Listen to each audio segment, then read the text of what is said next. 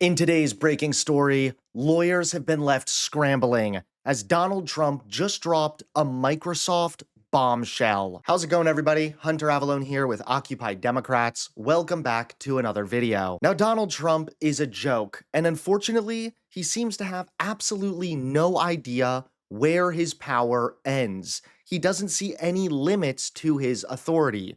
He's constantly meddling in private companies. He's meddling with the market. Even his trade policies are just a disaster. Yeah, sweeping new tariffs on several sectors that are important to everyday consumers.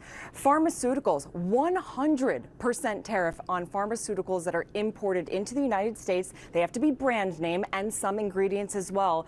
But this certainly will increase the price of drugs here in the United States. Even though you have U.S. manufacturers that are producing here in the United States, they still get a lot of ingredients from abroad. Also, cabinets, vanities for your kitchen, looking to do a home renovation, that will probably start costing you a little bit more. We already know that furniture companies have seen price pressures because of tariffs on key countries like China and Vietnam. Now this is a blanket tariff on these items coming in from anywhere in the world. And also, unupholstered furniture, 30% tariff, again, normally made in places like China and Vietnam, already seeing high tariffs, going to cost you an extra 30% if it's coming from anywhere else. Furniture is already up 4.7% on an annual basis. And then on heavy trucks, importing heavy trucks, 25% tariff.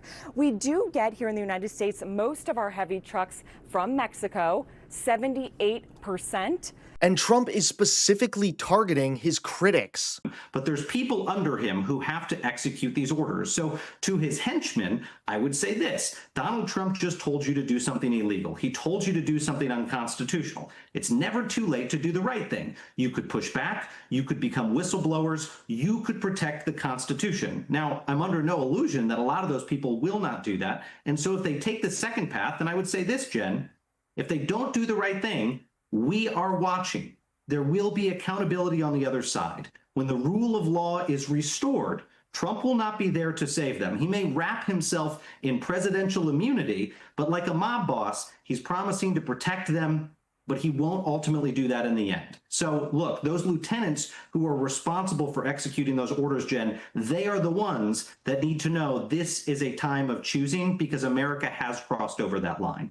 But now Trump has just gone even further. That's right. If you can believe it or not, lawyers are now scrambling as Trump just dropped a brutal Microsoft bombshell.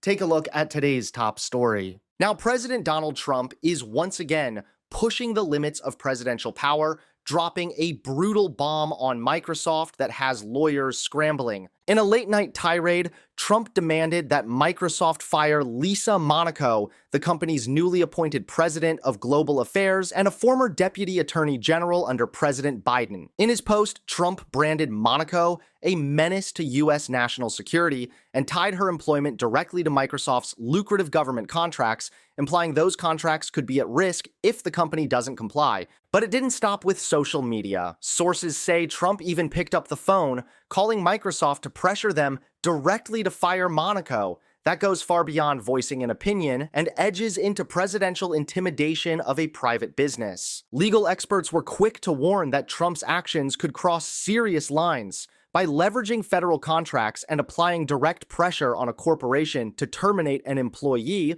he may have opened the door to claims of abuse of power, unlawful interference, and even constitutional violations. Some attorneys say the president's conduct could trigger lawsuits or congressional investigations into whether he is weaponizing his office against private companies. The post itself read more like a demand letter than a rant. Trump rattled off his long list of grievances, from the Russia investigation to the Mar-a-Lago raid, before insisting Microsoft should immediately terminate Monaco. Coming from the president, that's not a suggestion.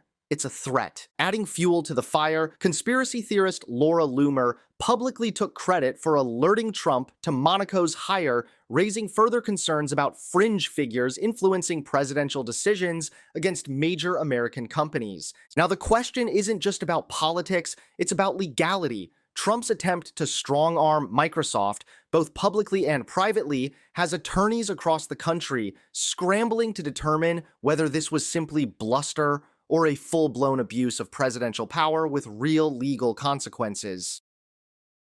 Thanks so much for watching. Please click that like button and subscribe to Occupy Democrats so that you can stay informed and help us stop Donald Trump.